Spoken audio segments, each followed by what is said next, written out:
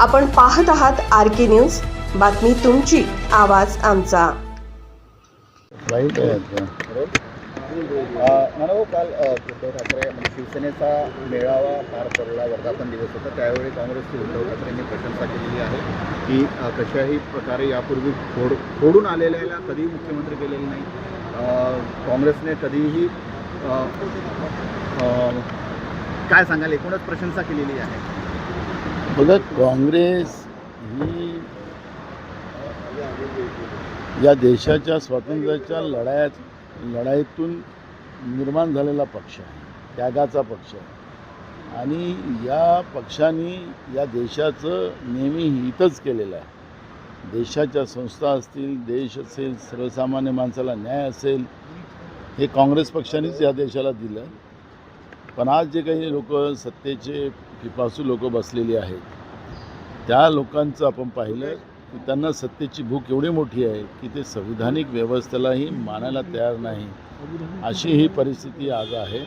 आणि मला असं वाटतं की उद्धव ठाकरे साहेबांनी जी काही भूमिका मांडली ती वास्तविक आहे। त्याचा अर्थ कोणी काही पद्धतीने लावतील की काँग्रेसची चापलूसी वगैरे करतात, असं नाही। वास्तविकता काँग्रेसच्या बद्दलचं उद्धव ठाकरे साहेबांनी मांडलेली आहे। आता राहुल गांधी यांनी थोड्या वेळापूर्वी ट्विट केलं आहे, नागपुरातील एक विद्यार्थी परीक्षार्थी नीटचा, त्याचं जे आय कार्डवर जी परीक्षा केंद्र आहे ते अबुधाबीचं आलं आहे।